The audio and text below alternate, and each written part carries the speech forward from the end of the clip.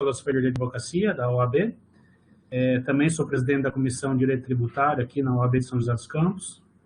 E sou professor dos cursos, dos programas de pós-graduação e cursos livres da Fundação Armando Álvares Penteado. Legal. Valeu, Rafael. Obrigadão. Imagina. Ale, quer falar alguma coisa?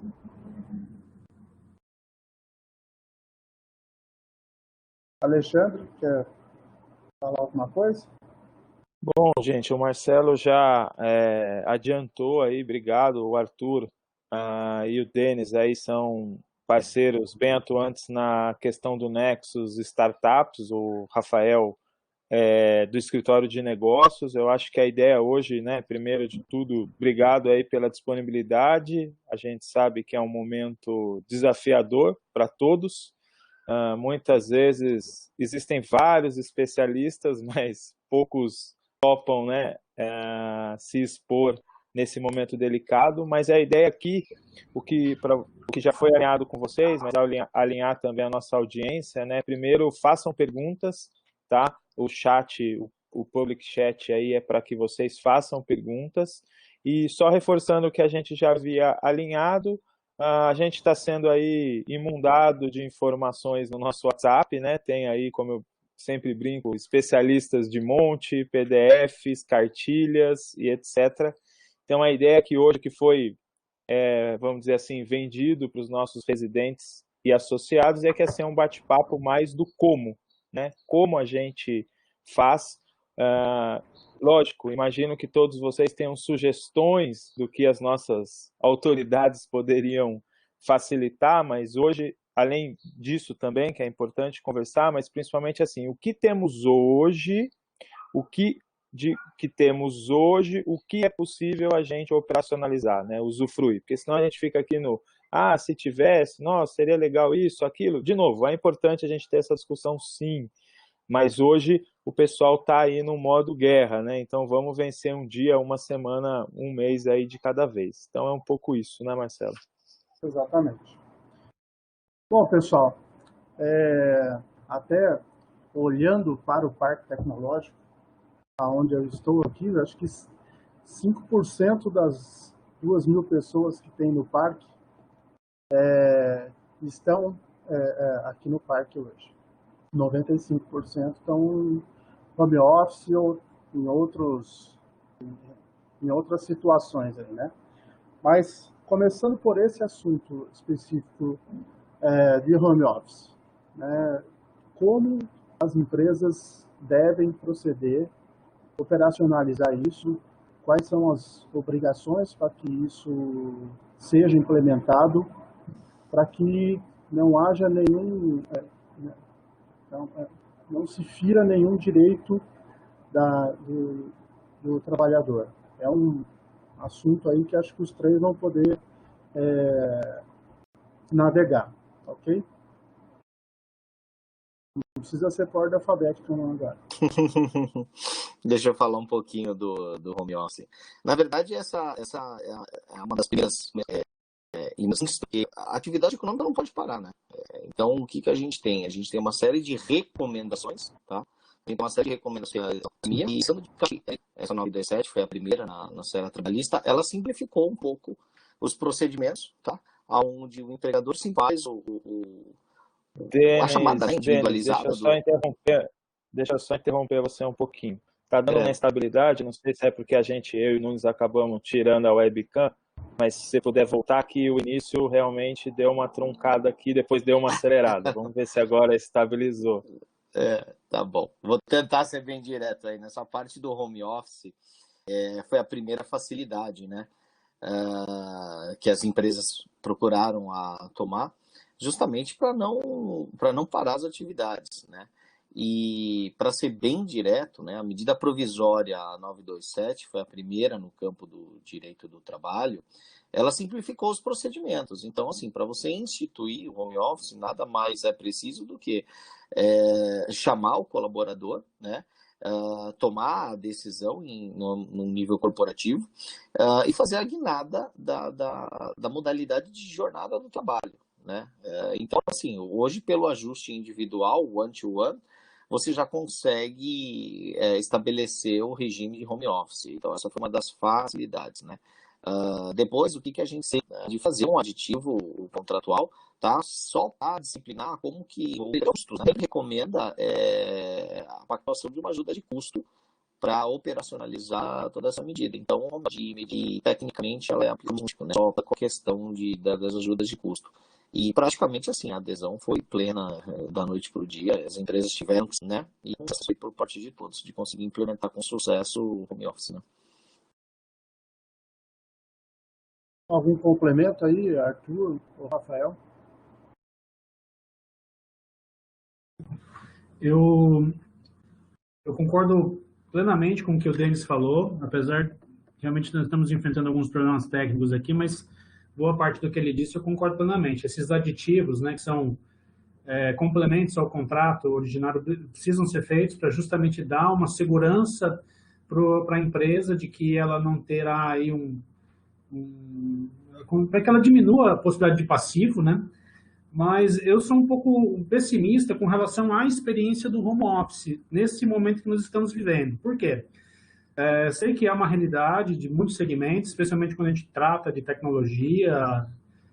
Conheço muitas pessoas que fazem home office, mas nós estamos experimentando, nós estamos vivendo essa experiência em um momento delicado. Por quê? Porque o home office, né, também chamado de teletrabalho, é um trabalho que exige, como qualquer outro, exige que você tenha um espaço dentro da sua casa que permita você continuar trabalhando, e não é problema, porque às vezes crianças de casa constantemente é motivo para interrupção de trabalhos.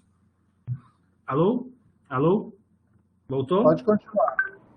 Deixa eu aproveitar aqui. Aproveitem para a gente testar, lembrar que net, claro, está todo mundo com problema de rede. Vamos tentar a questão da webcam, que talvez dá uma aliviada na conexão.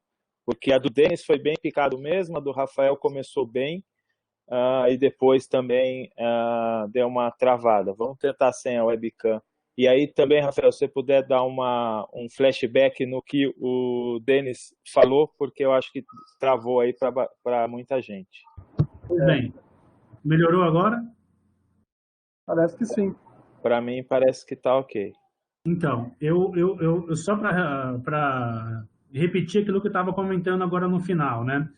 Eu entendo que a experiência do home office, ela é positiva, ela traz benefícios, ela é uma realidade de muitos segmentos, especialmente quando a gente trata de tecnologia, mas eu sou um pouco pessimista com relação ao home office nesse quadro de pandemia que estamos vivendo. Por quê?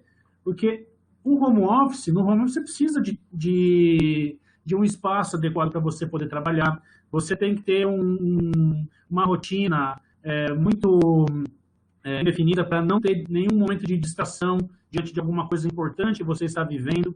E não é isso que nós estamos vivendo. Por quê? Porque nós estamos num momento social, num período digital, onde nós temos crianças dentro de casa aí, é um fator de distração, não por culpa delas ou por culpa de quem está trabalhando, mas por uma circunstância alheia à nossa vontade.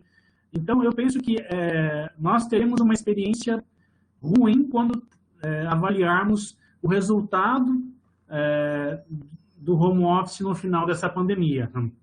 Acho que muita gente vai conseguir se adaptar a isso, claro, mas quem tem filhos em casa, especialmente eu e a minha esposa que estávamos trabalhando dentro de casa, nós conseguimos aí ter uma experiência ruim, porque além da atenção com as crianças, nós também tínhamos que auxiliá-los nas atividades escolares, porque muitas escolas não deram férias coletivas, né, para os seus alunos, continuam mandando as atividades, né, por meio remoto, as crianças continuam fazendo e os pais estão tendo que se desdobrar para trabalhar, manter o cuidado com as crianças e ainda as questões do lar, propriamente dita, né, por conta da impossibilidade momentânea do comparecimento de empregados, domésticos, enfim, tudo isso. Eu acho que esses 3 fatores vão ser, digamos assim, uma razão para que nós não tenhamos uma experiência de home office nessa pandemia tão positiva quanto ela deveria ser. Beleza. Pensando, Denis, a parte que você disse, foi alguma coisa fora que eu falei errado?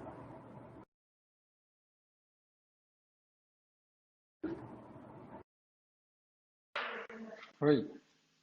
O Denis, boa parte do que você disse, o pessoal não ouviu. Do que o Rafael comentou, algo que tenha ficado de fora, que você queira retomar, porque o pessoal não ouviu praticamente o que você disse. Eu acho que o que o Rafael expôs é exatamente as principais dificuldades, né? Na verdade, o que todo mundo fala, tirando a parte técnica, né? A superação técnica e jurídica do Instituto, é a mudança mesmo de paradigma, né?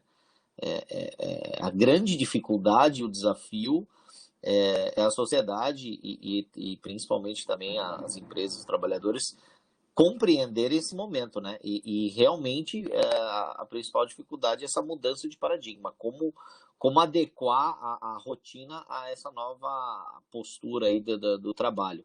Mas esse é o principal desafio, né? O Arthur, a questão do home office é uma opção da empresa de colocar o pessoal no home office ou também é uma opção do trabalhador se ele se entender que ele está no risco?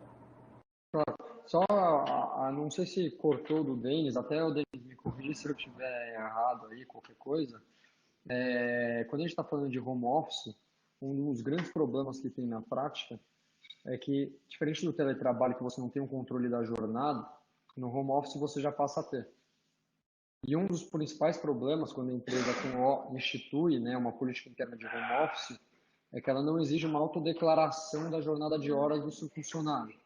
Então, quando você não tem essa autodeclaração, às vezes acaba se tornando um tiro no próprio pé da empresa, depois com uma surpresa de horas extras, né? Enfim, tudo que ocorrer, né, consequentemente, por não ter essa autodeclaração.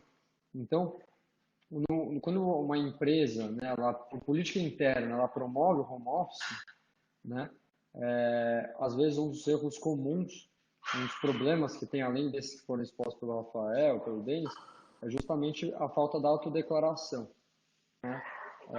E te respondendo a pergunta, quando a gente está falando de home office, se trata de uma política interna da empresa, tá? Então, ela combina ali que X dias da semana, né, um período definido, o funcionário poderá trabalhar de casa, né? Então, seria, na verdade, uma política interna da empresa, diferente do teletrabalho, tá? Me corrija se eu estiver errado, tá, Denis? Se tiver alguma coisa para agregar aí, mas Tranquilo. acho que seria isso.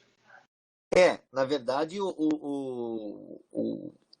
a grande, na verdade, a discussão que todo mundo fala que existe uma diferença conceitual entre os institutos, tá? O tal do teletrabalho e o tal do home office.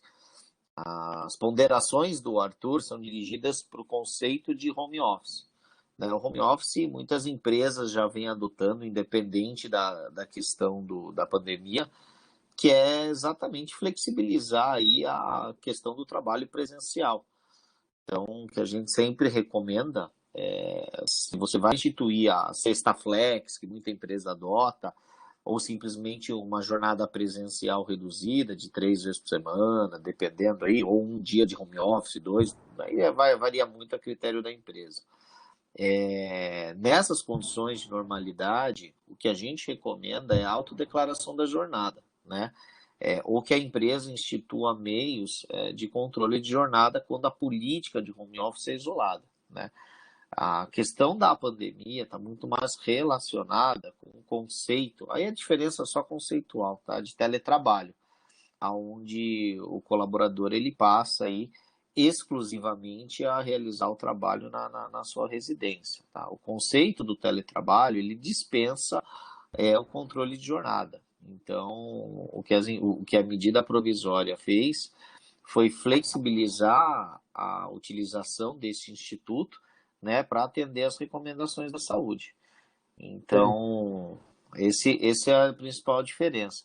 Mas, sem dúvida nenhuma, o grande momento é de adaptação, como o Rafael estava falando, né? Então, levando aqui para fechar, essa autodeclaração é algo que respalda a empresa com relação ao cumprimento dos seus horários, e pode ser uma declaração normal feita pela própria empresa, isso é uma pergunta. E o aditivo que se vai fazer ao contrato de trabalho é um outro documento que também vai dar respaldo à empresa com relação às atividades que ele está executando em casa. São dois documentos, Sim, ok? sim, exatamente. O aditivo do contrato de trabalho para estabelecer as condições, essencialmente a ajuda de custo, isso é fundamental. Tá? Isso a gente está falando de teletrabalho, de momento de pandemia, do trabalho sendo executado exclusivamente na residência. Tá? A autodeclaração de jornada, ela não é um documento, tá? Mas assim, é um modo, tá, de você manter o controle de jornada quando o trabalhador está desenvolvendo as suas atividades fora da empresa. E aí o Arthur falou muito bem, é aquela política de home office, é a sexta flex. Tá? Isso não quer dizer que todos os trabalhadores que estejam em casa no regime de teletrabalho têm que autodeclarar a jornada. Não. Isso é para a política de home office, quando a empresa quer flexibilizar 1, 2 ou 3 vezes por semana o trabalho. Tá? Ok. Puxando uma pergunta aqui do Wagner Siqueira, quando o funcionário passa a exercer essa atividade na casa dele como home office, principalmente nesse momento em que ele vai ficar durante 15 dias, 30 dias em casa, a parte de responsabilidade com relação aos equipamentos, a ergonomia, o ambiente de trabalho na casa do colaborador, a empresa tem a obrigação ou é uma opção dela dar esse suporte para ele? Excelente pergunta. Tá? Excelente pergunta. A questão dos custos e equipamento, a gente recomenda que seja formalizado. Tá? Formalizado nesse aditivo. É a empresa que tem que dar esse suporte. Tá? Assim, se não tiver maquinário disponível, a empresa tem que fornecer o maquinário, ainda em regime pode ser até de comodado. Se o colaborador já tiver todos os equipamentos, é necessário que seja pactuado uma ajuda de custo, né? Porque ele está tendo custo. As questões de ergonomia, elas também são muito suscitadas. E assim, o que a gente tem na legislação é apenas uma determinação para que o empregador faça ostensivamente a orientação quanto aos procedimentos de ergonomia, né? Então, assim, ter uma postura correta, ter aquelas pausas ao trabalho. Então, a legislação fala que a empresa ela tem que informar o colaborador, né, sobre as recomendações e a boa prática do trabalho em home office.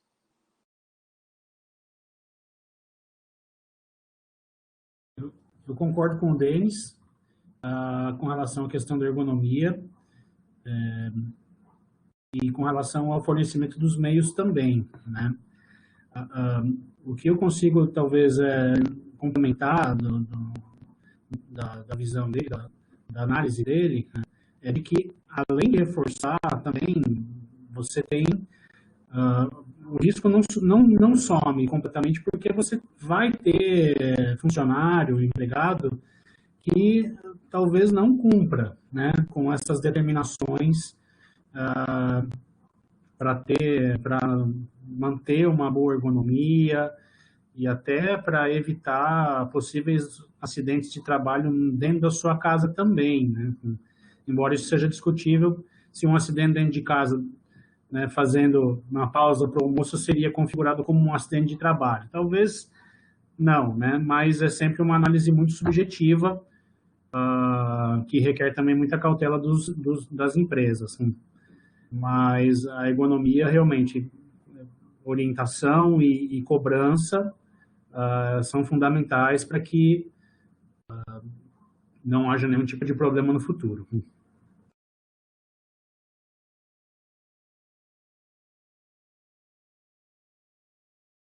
Não tenho nada a incluir, tá, pessoal? Só uma coisa que para deixar alinhado ali, não sei se às vezes tem empreendedor que não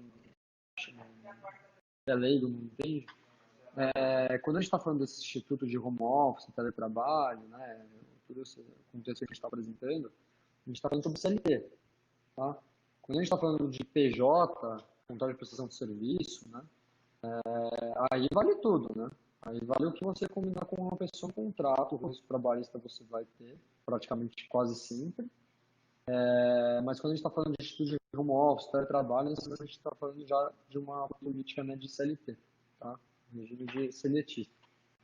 Então, só para todo mundo ficar na mesma página e não enxergar que tudo que a gente está falando aqui está sendo aplicado pensando no PJ, tá? No contrato de prestação de serviço. Ótima colocação, Arthur. Obrigado. A Cláudia Espanha tem uma pergunta aqui. Os auxílios que a empresa oferecia quando o trabalho estava sendo presencial, vale alimentação, transporte e tudo mais, eles precisam ser mantidos, mesmo que dentro desse período de home office? Ótima pergunta também, Cláudia. Muito bom, isso é que todo mundo está colocando, tá? Bom, o Vale Transporte, ele obviamente ele é dispensável pela sua finalidade, tá? Agora, os demais benefícios, o que a gente sempre recomenda, tá? Você tem uma disposição na CLT que fala que o trabalho presencial do trabalho não presencial, vamos dizer assim, ele não pode haver distinção, tá? Dentro do direito do trabalho, o que a gente tem também? A gente tem aquela questão da aderência ao contrato de trabalho, né? Então, o que a gente fala? Se você tinha plano de saúde, se você tinha cesta básica, a gente não recomenda você suprimir esse tipo de benefício, porque ele já vem adquirindo, né? Então, o que a gente está falando é uma alteração no regime da jornada, né? Você faz um aditivo só para disciplinar uma nova forma de jornada de trabalho, né? Agora, qualquer alteração do contrato de trabalho não pode ser prejudicial. A grande discussão também que a gente vê e o vale-refeição, né? Quando a empresa não fornece cesta básica, nem nenhum tipo de vale-alimentação. A gente sempre recomenda procurar ver se o sindicato já passou alguma recomendação, algum aditivo, tá? À convenção coletiva frente à pandemia do coronavírus. O que eu estou vendo aqui em São Paulo é que os sindicatos, que eles já são fortes, mais atuantes na categoria, os sindicatos, eles rapidamente já rodaram alguns aditivos na convenção. E aqui em São Paulo, muito se fala para procurar o sindicato para fazer um aditivo, para mudar o fornecimento do vale refeição para vale alimentação, né? Acho que essa é a principal discussão. Agora, convênio médico e outros benefícios, a gente recomenda manter pela própria aderência ao contrato de trabalho, né? Ok. Bom, o Wagner Mariano fez uma pergunta, talvez esteja numa resposta que o Denis deu lá atrás. Passado esse período, o funcionário pode exigir que seja adotado home office na forma rotineira, mesmo que a empresa não queira? Desculpa, cortou um pouco aqui a pergunta, não consegui compreender total. O Wagner estava perguntando, Wagner Mariano, se após esse período de home office, o funcionário exigir ou indagar a empresa que quer fazer home office em alguns períodos, mesmo que a empresa não queira, isso é prerrogativa de quem? Não é prerrogativa do empregado, não, tá? Então, assim, o que a gente está falando nesse momento é uma alteração na forma de controle de jornada, tá? Então, muitas empresas estão adotando o tal do regime de teletrabalho. Os conceitos são praticamente a mesma coisa, tá? Mas nesse momento, o que está acontecendo? Você está tendo uma mudança no regime jurídico da jornada. Isso é poder do empregador, né? Cessado a condição de estado de calamidade, né? A rotina do trabalho, ela volta, né, como antes, tá? E a prerrogativa de decidir como que o trabalho deve ser realizado é sempre do empregador. Então, assim, não é uma prerrogativa do empregado. O empregado ele não pode virar para o empregador e se autodeclarar, né? Vou fazer home office 2 ou 3 vezes por semana. Isso é poder diretivo do empregador. Perfeito, perfeito. E se no futuro também houver um consenso para que empregado e empregador instituam um regime de home office, teletrabalho, é aquilo que o Denis falou, você negocia individualmente com a empresa, formaliza isso em aditivo, para que também cada um tenha o respaldo, né, necessário desta nova condição que foi consensual, digamos assim, também, né? Ok. Bom, a gente está vendo aí vários procedimentos que as empresas estão adotando de fazer a antecipação das férias, utilizar o próprio banco de horas.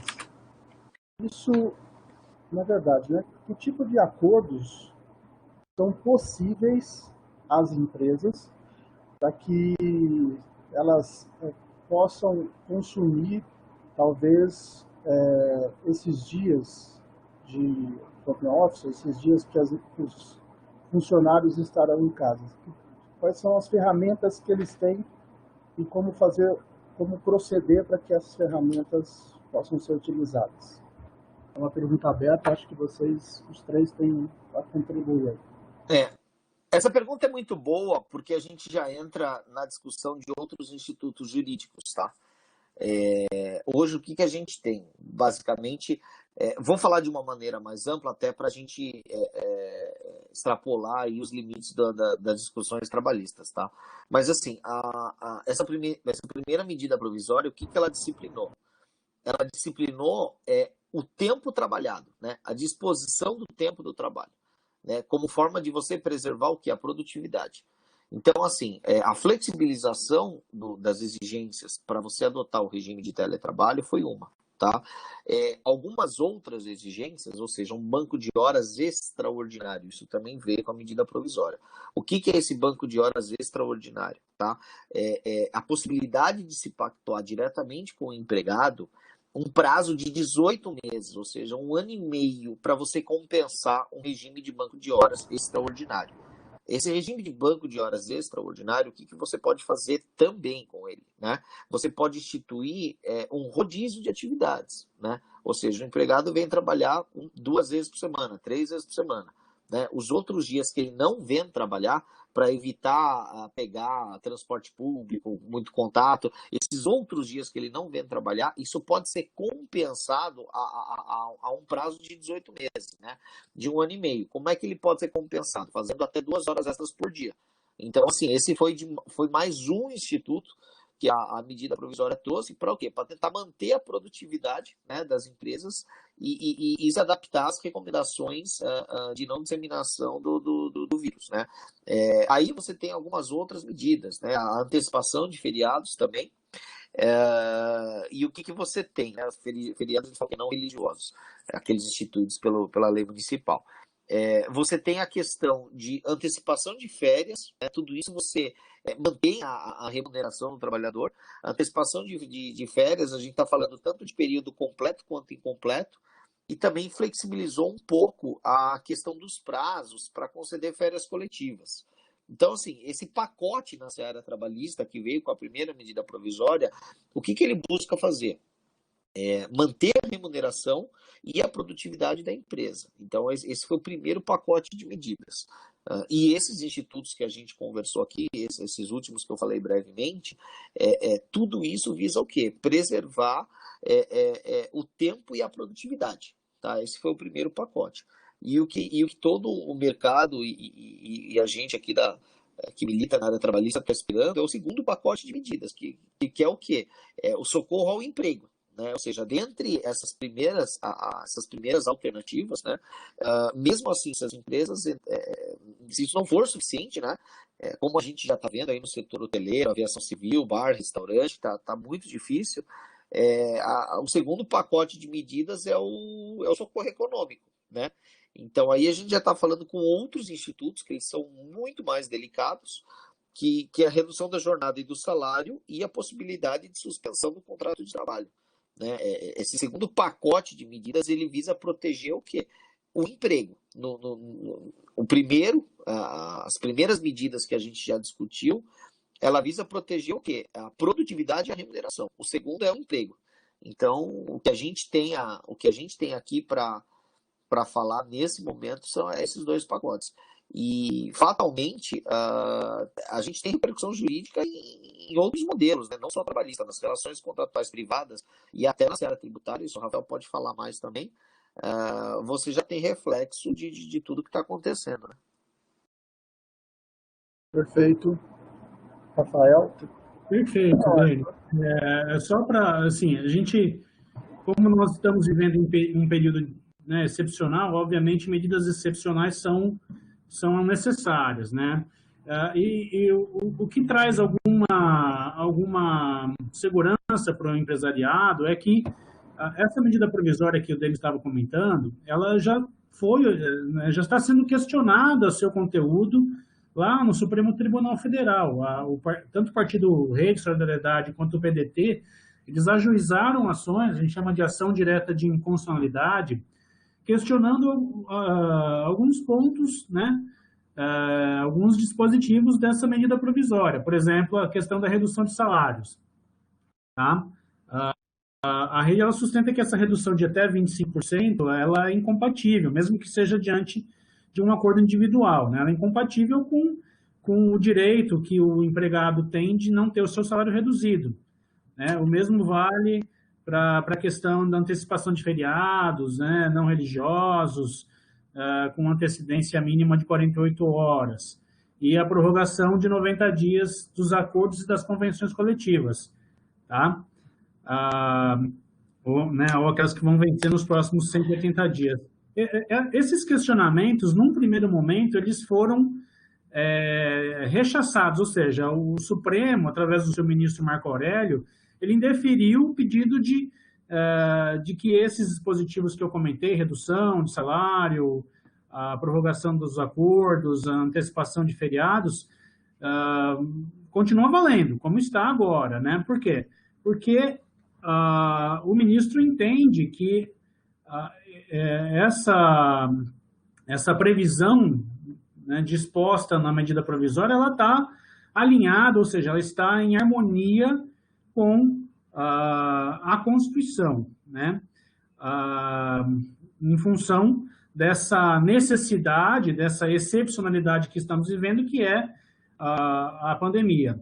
Por isso, né, ele conclui que é preciso, sim, estabelecer parâmetros para a manutenção do vínculo de emprego e justamente evitar as demissões, que são o que talvez todos os empregados temem hoje em dia. Então, o que é importante analisar desse contexto?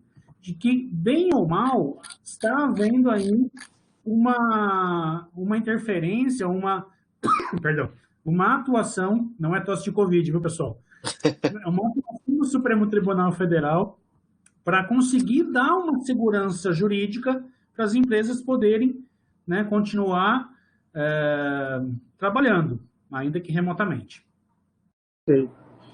Eu vou aproveitar esse gancho do Rafael, vou perguntar para o Arthur aqui,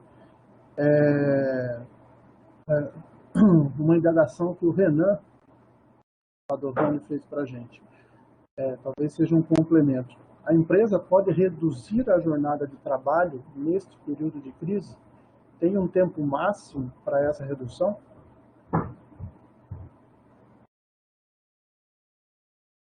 Opa, então, como acho que o Denis já comentou, existe um complemento para sair da medida provisória que foi ocasionada por conta dessa pandemia, para reduzir até 50%, tá? Mas isso está em discussão ainda, a gente está aguardando aí sair essa publicação. Mas hoje o que a gente tem? Né? A gente tem uma opção, né? Obviamente que isso precisa ser intermediado com o sindicato, responsável pela atividade aí do seu funcionário, onde você pode reduzir até 20% a jornada do trabalhador, e, consequentemente, reduzir até 25% do seu salário. Mas isso precisa necessariamente estar sendo intermediado com o sindicato dele. Tá? O que a gente tem, que talvez provavelmente vai sair na discussão, é de reduzir para até 50%, tá? Por meio da MP. Esse dever de ser intermediado com o sindicato provavelmente deve ser mantido também. Então, hoje o que a gente tem é redução de 20% na jornada e, consequentemente, 25% por salário. Me desculpa até se quiser complementar uma coisa, Denis, mas acho que, pelo que eu me conste aqui, é isso. Tá?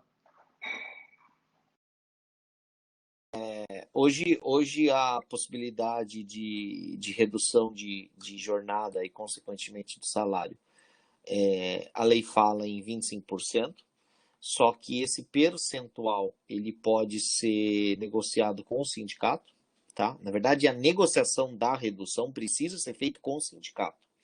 E dependendo da situação da empresa, o sindicato e a empresa podem acordar percentuais diferentes, tá? É aí que está o tal do negociado versus legislado.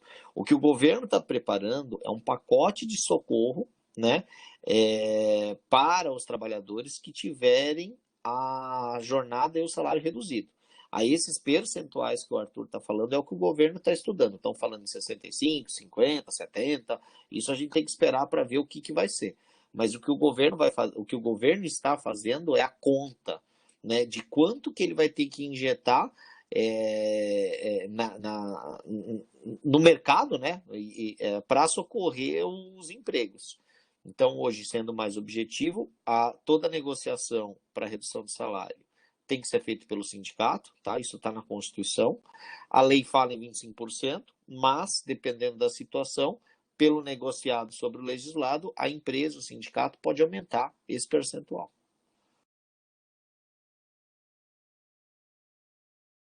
Ok, obrigado aí. O Alexandre Pinheiro está perguntando qual o caminho a seguir quando houver conflito entre a legislação municipal, estadual e federal.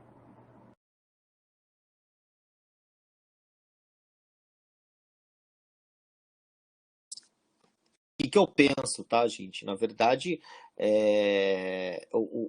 a pergunta está bem genérica, mas o que a gente tem é toda uma recomendação, tá, sobre matérias regulatórias, matérias administrativas. Então, assim, está muito claro que, em se tratando de pandemia, de risco de saúde, o governo centralizou na autoridade de saúde as decisões, né?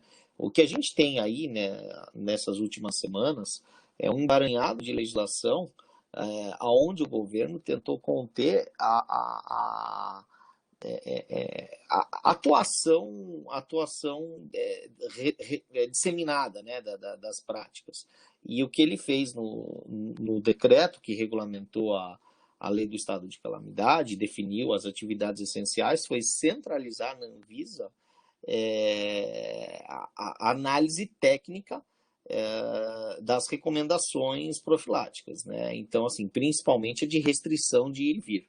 Mas eu sei que a competência ela é regionalizada para você instituir as barreiras sanitárias, né? Então, proibição do direito de ir e vir está centralizado na União Federal através do relatório fundamentado da Anvisa. Tá?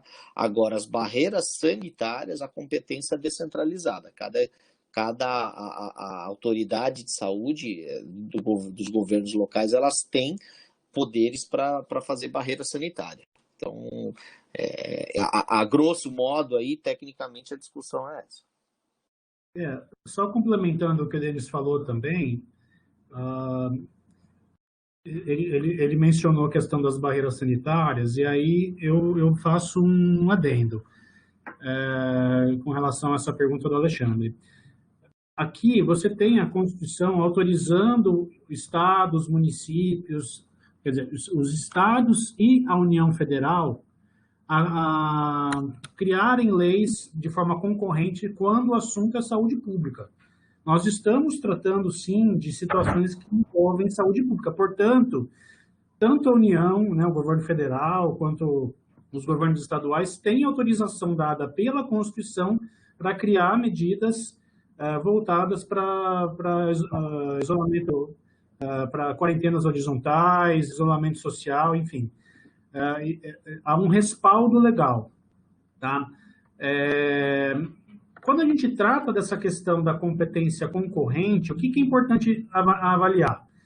Se existe uma lei federal genérica que trata sobre formas de prevenção, de disseminação, formas de prevenir as doenças, garantir a saúde da população. Se há uma lei federal, essa lei genérica, ela obviamente não vai abranger as especificações, as especificidades, né, as circunstâncias específicas de cada um dos estados. Por quê? Porque a União não conhece, ela não tem esse conhecimento da realidade de cada um dos estados. Por isso é que os estados, né, que estão mais perto, né, da população e conseguem avaliar melhor a realidade em que a população vive, eles podem criar uma lei que vai preencher lacunas, é como se fosse um jogo de palavras, né? Você deixa uma lei genérica federal que trata de saúde pública e leis estaduais que vão ser mais específicas, atendendo às peculiaridades do estado onde elas, né, são aplicáveis.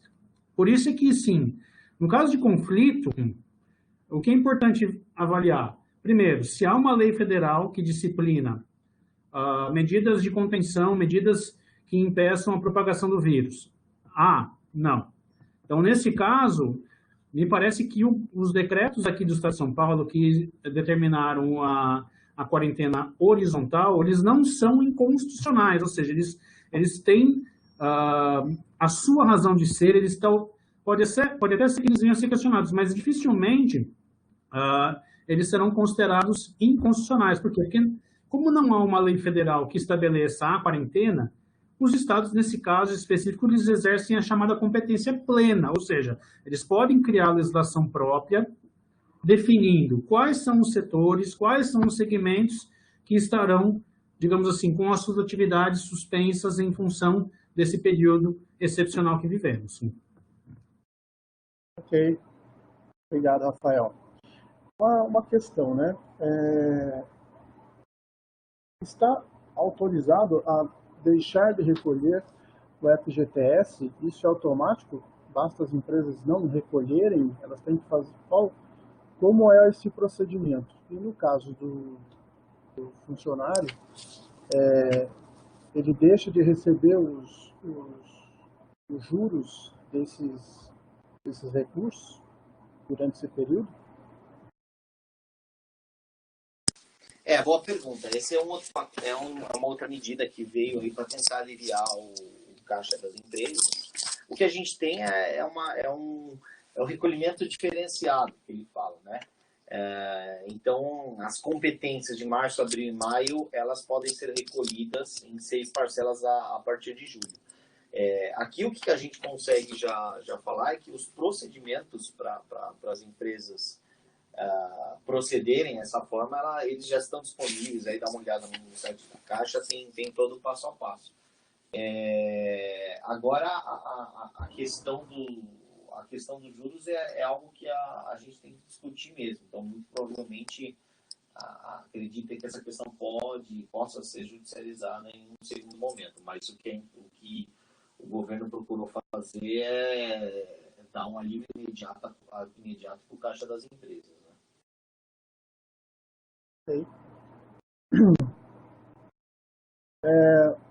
O Everton Luiz Costa está perguntando aqui, quando a contratação é PJ, os custos de home office são suportados pelo PJ? O Arthur poderia complementar isso para a gente?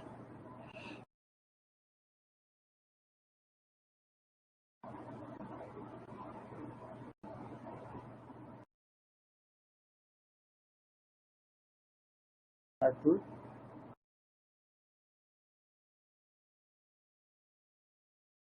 Eu posso fazer a interferência? Claro.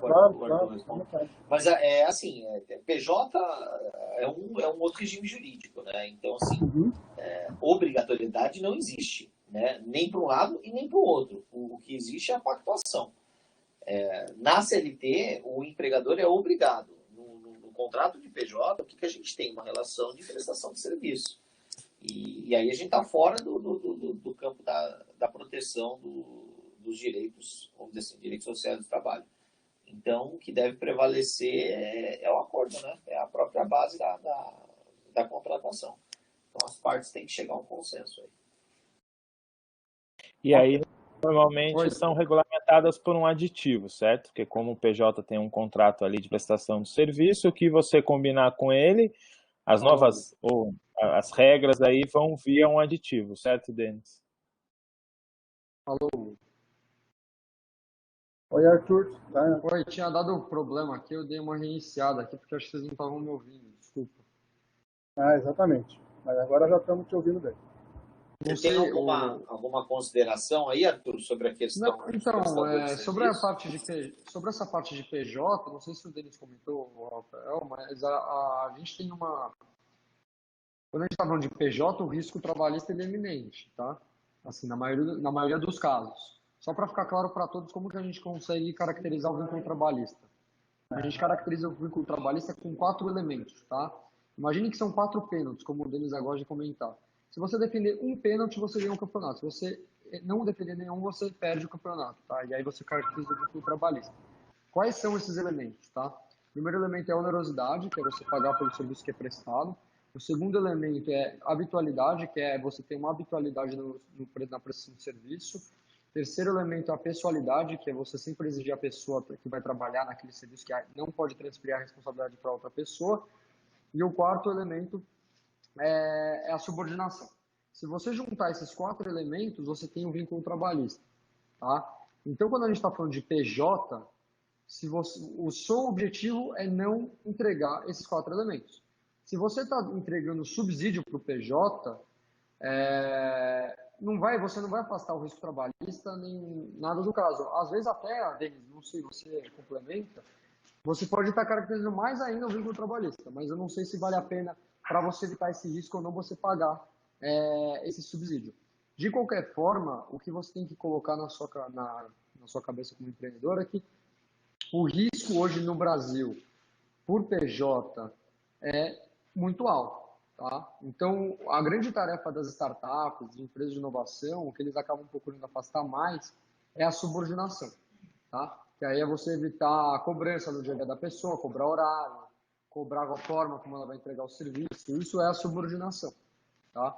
Um exemplo prático, Uber. O Uber ele tenta, né, argumentar que não existe subordinação porque o horário do motorista é ele que escolhe, não é o Uber que impõe ele. Então não existe uma relação de subordinação. Mas isso existe em várias, né, correntes, jurisprudências, não é uma coisa muito pacificada aqui no Brasil. A gente tem decisões da Logs, tem decisões da Uber, são variadas, não tem algo unânime. Tá? Então, assim, quando a gente está falando de o custo de home office ser suportado pelo PJ, não é obrigatório, porque na PJ vale qualquer coisa. Agora, se vale a pena você pagar o subsídio ou não para evitar o risco trabalhista, a minha opinião, eu não sei, o Denis me pode complementar. Eu acho que caracteriza mais ainda a onerosidade. Mas eu não sei se vale a pena você pagar para, se eventualmente você ter essa discussão, você demonstrar que já pagou, que não tem que pagar nada a mais em relação a esse subsídio. Então, eu não sei, Denis, o que você acha? Na verdade, a sua colocação ela foi perfeita, né? Se você for falar de pejotização de startup e startups, né? Pejotização e startups, você colocou bem no cenário, tá? Essa é a grande discussão. Eu acho que a crítica da onerosidade ela é perfeitamente aplicável, sim. Eu concordo com você. Perfeito. Mas você acha que vale a pena, Denis, só uma questão, você acha que vale a pena uma startup que contrata PJ pagar o subsídio ou não? Ou não muda nada? Na verdade, assim, como a gente falou, não é isso que vai mitigar totalmente o risco, tá? Eu acho que o que a gente tem que pensar nesse momento é o bom senso e a prestação de serviço, né? Não adianta nada a empresa impor esse ônus ao prestador, né? Ou ainda arcar esse ônus e você ter a presença dos outros elementos, né? Não é o custeio dos equipamentos que vai falar que não existe onerosidade, até porque você está pagando pelo serviço, né? Sendo bem prático. Não é porque ele vai suportar o custo do do seu próprio trabalho em home office, que você vai dispensar a morosidade, porque você vai estar remunerando o produto, né, o contrato. Então, para mim, tem que prevalecer nesse momento é o bom senso. Ok. Pessoal, eu tenho uma questão, né? Uma empresa que nunca fez banco de horas, né? Não tinha esse procedimento. Para que ela tome esse procedimento, comece a fazer isso a partir de amanhã, qual é o caminho para ela utilizar essa ferramenta? Muito boa colocação também, tá?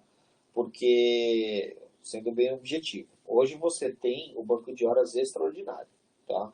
Que vai valer até enquanto pegar o estado de calamidade, e a compensação pode ser em 18 meses, tá? Então, para você fazer isso, você faz simplesmente um acordo individual com o trabalhador. Então, aí qualquer assessoria, ela pode providenciar esse documento, tá? Então, você tem esse tipo de banco de horas, que é o banco de horas extraordinário, tá?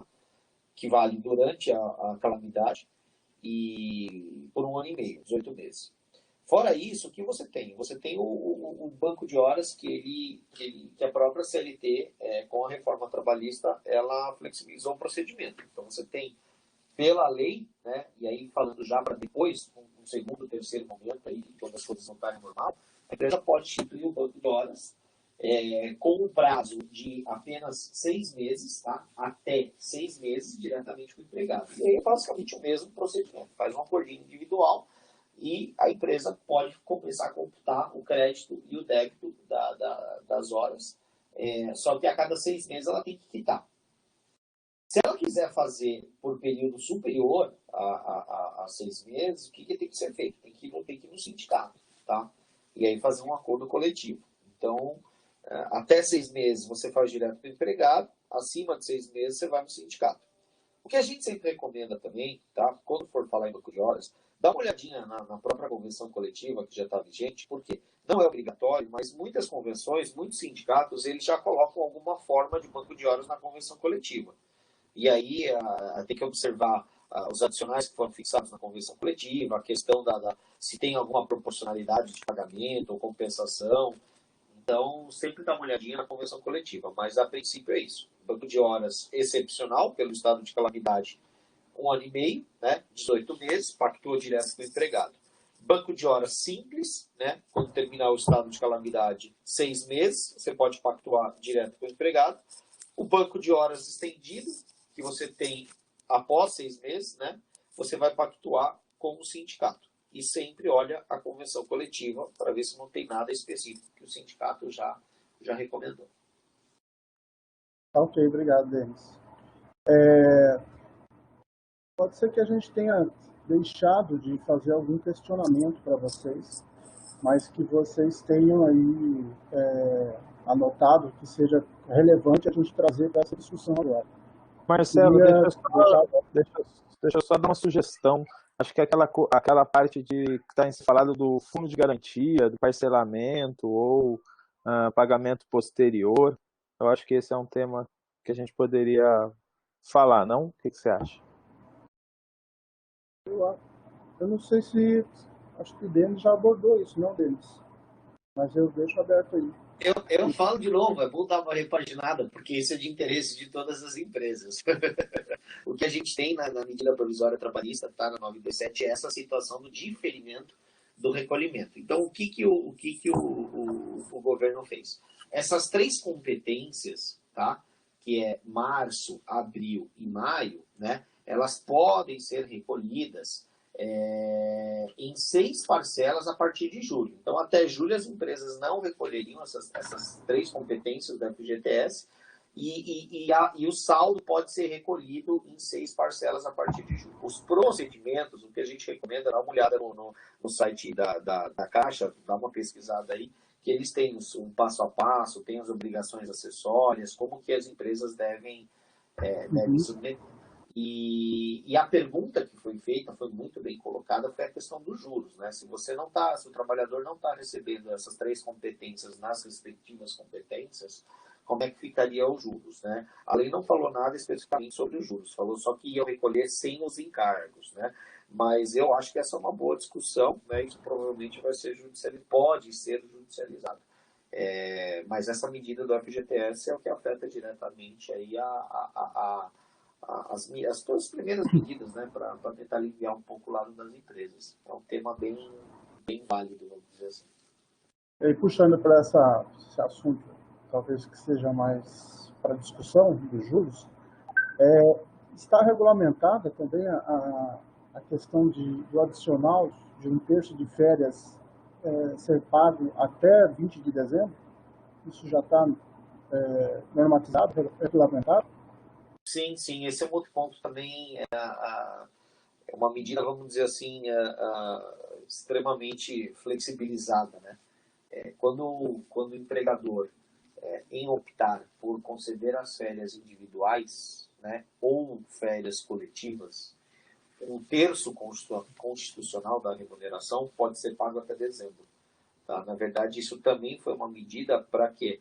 Para tentar incentivar nesse primeiro momento, né, porque a gente está falando de férias apenas 30 dias, a preservação dos empregos e principalmente da remuneração.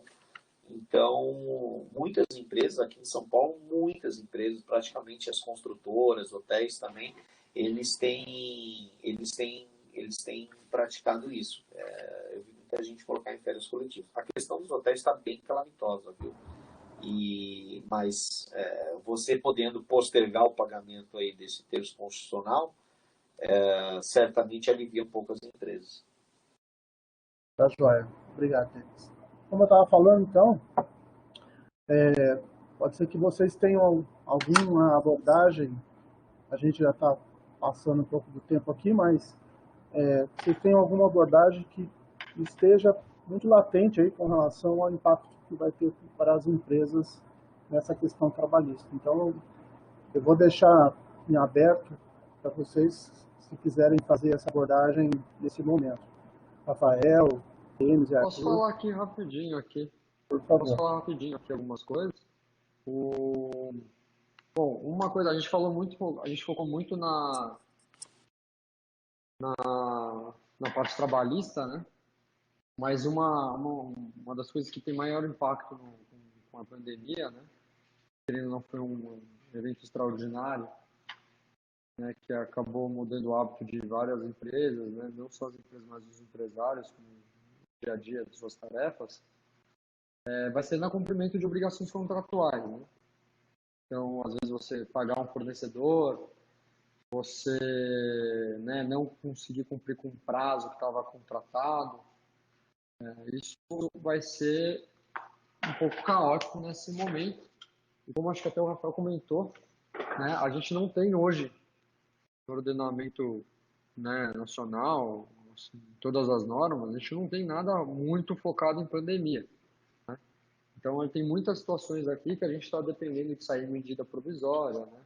Tomar decisão do governo, federal, estadual, para agir no dia a dia. Porque não existe nenhuma norma falando sobre pandemia hoje com esse tão focado.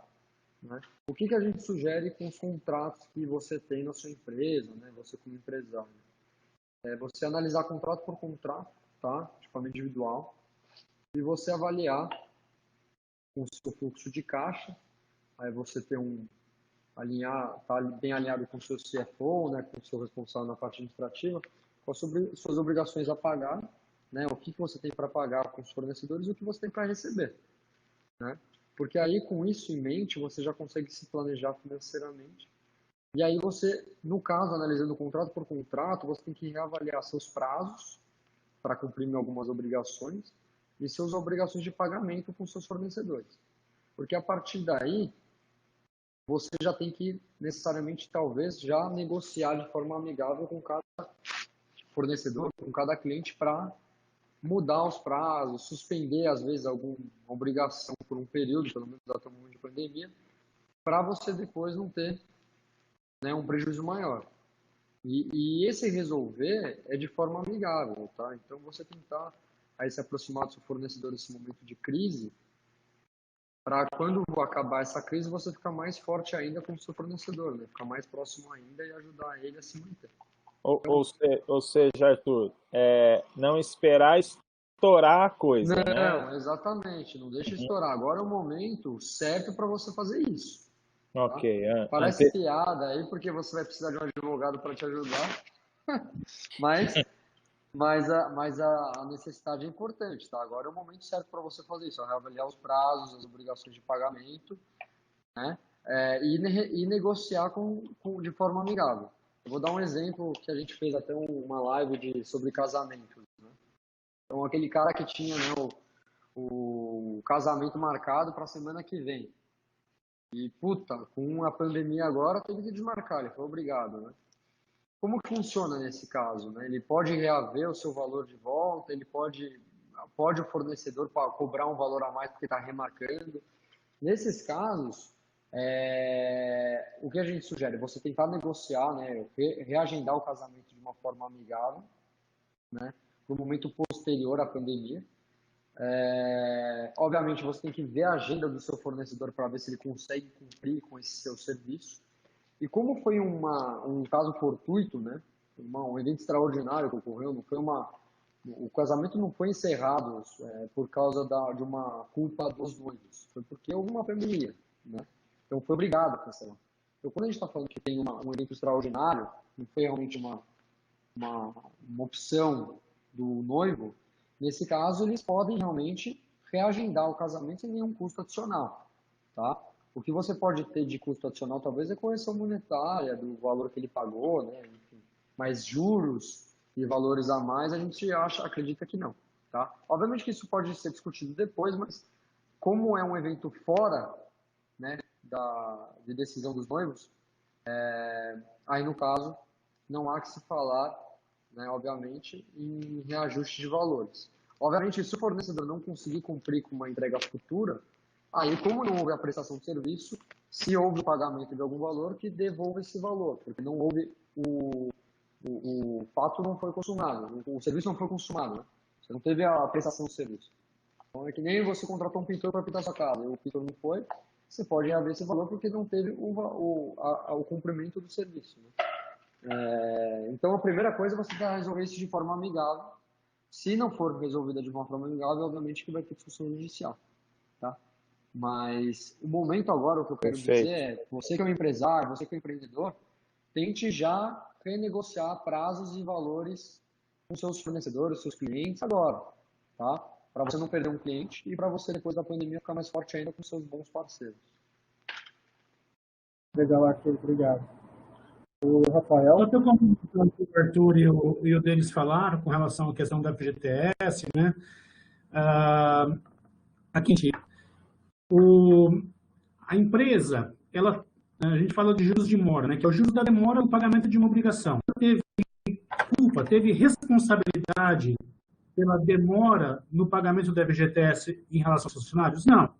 Então, se ela não tem responsabilidade pela demora, ela não deve igualmente ser responsabilizada pelo pagamento de juros de mora, que é na TR, mas aqui que é o que está previsto na lei que regulamenta o FGTS.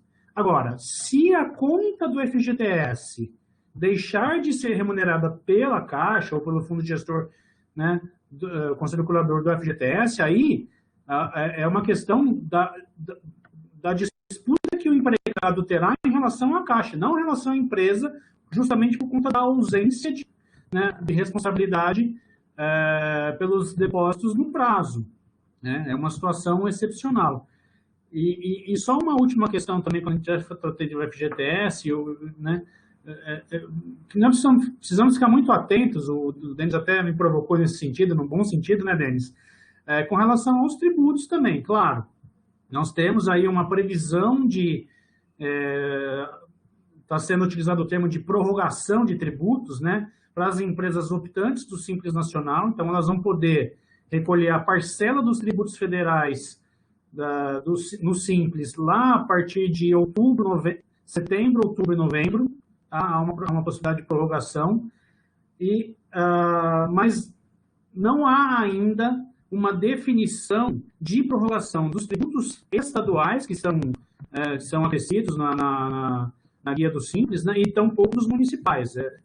Ou seja, já há uma regulamentação da Receita de que quando, a partir do mês que vem, agora a partir de abril, a competência referente à competência de março, vão ser expedidas duas guias, uma onde vão ser separados os tributos municipais ou os estaduais, e uma outra destinada ao recolhimento dos tributos federais que vai ser prorrogado.